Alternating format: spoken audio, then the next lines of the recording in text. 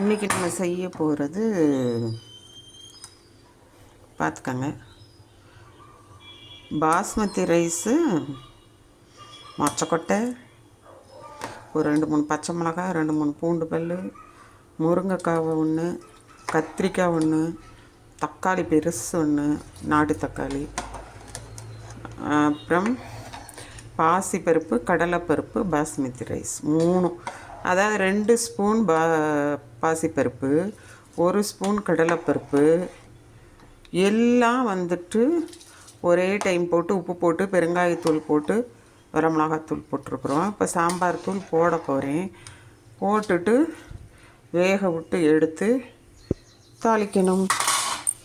எண்ணெய் தாளிப்புனா கடுகு, சீரகம், உளுந்து எல்லாம் லாஸ்ட்டாக தாளித்து போட்டு சூப்பராக இருக்கும் சாம்பார் சாதம் ஃபார் பெருமாள் டுடே.